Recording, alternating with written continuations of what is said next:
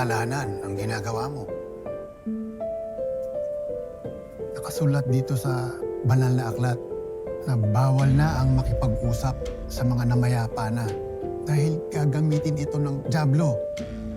Gagamitin niyang pagkakataon ito para linangin tayo. Naisip mo bang magpaloko sa dyablo? O hahayaan mo ba na gamitin ng dyablo ang anak mo? Hindi po, Pastor. Hindi po.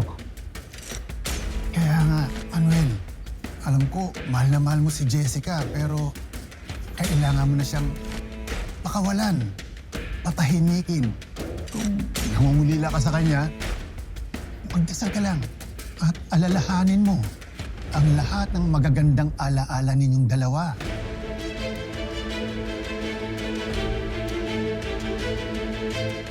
Arjun, cancel my appointment.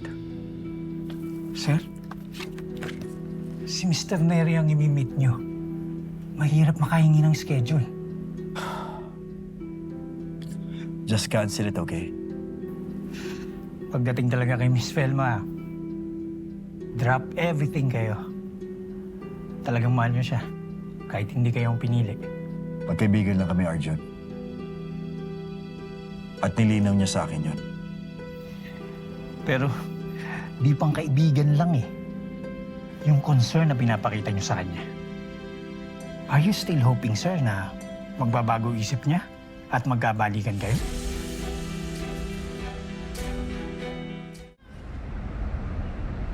Maraming salamat po, Pastor Ishma. Oh, walang anuman. Basta ang bilin ko, ha? Gabayan niyo si Manuel. Paalalaanan niyo siya na palaging magdasal. Sure po. Salamat po.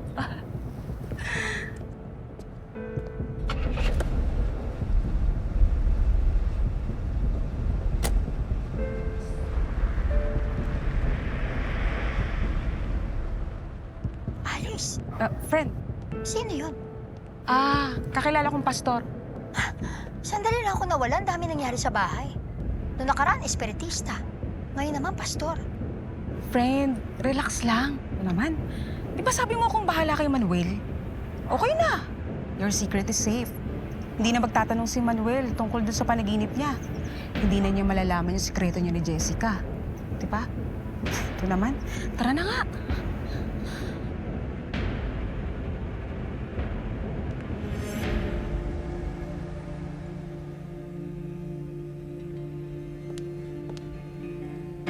Velma, Noah,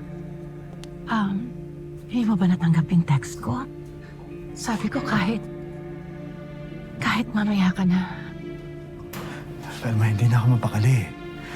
Ano bang problema?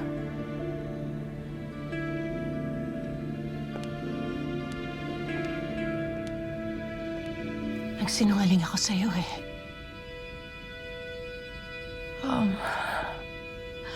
Ang totoo,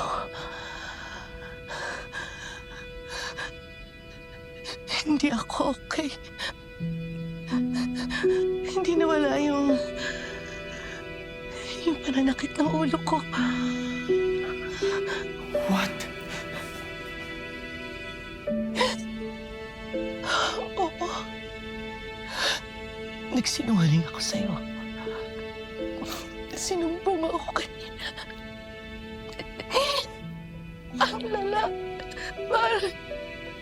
Parang bibig yung ulo ko sa sakit. That's it, Velma. Magpapacheck up na tayo.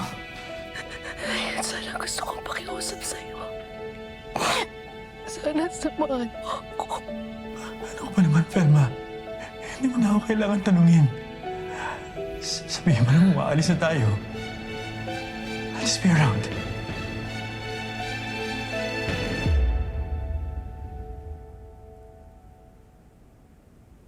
Anak, hindi ko pa talaga kayang bumitiw. Pero tama si Pastor Ishma. Kailangan ko nang patahimikin yung kaluluwa mo. Pero anak, bantayan mo pa rin ako, ha? Tsaka silipin mo ko. Anak, pakibulong naman sa Diyos na baka yung sakit ko dito Baka pwede naman niyang tanggalin. O kahit bawasan man lang.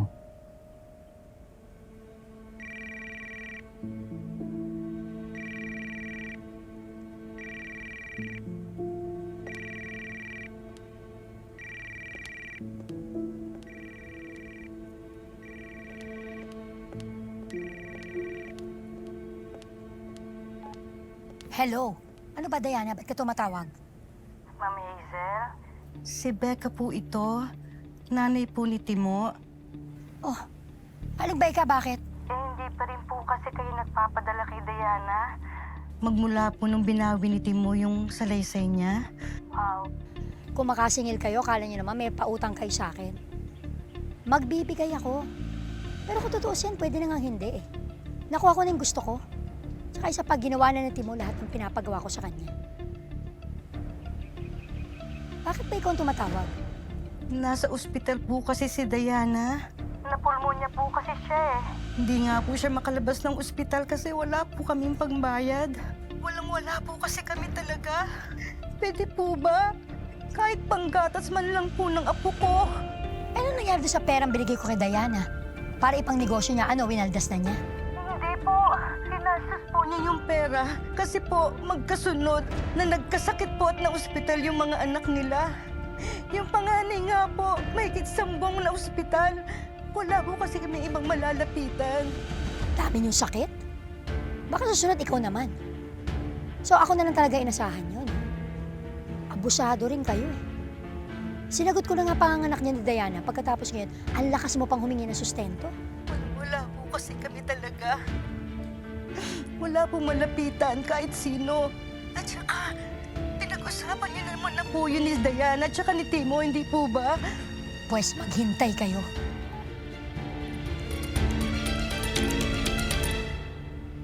Manuel, Bakit biglang uminit yung ulo mo? Sino ba kausap mo? hindi, si Alice. Ano daw eh, may head nurse na pinag-iinitan siya. Kaya nabuwisit din ako. Minit ulo ko. Tapos ka na ba? Halika na.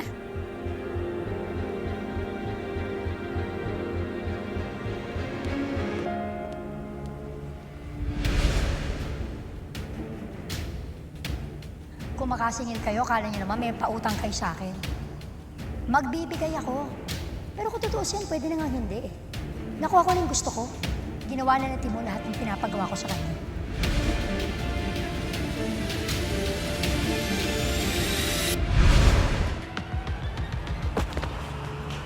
Nay?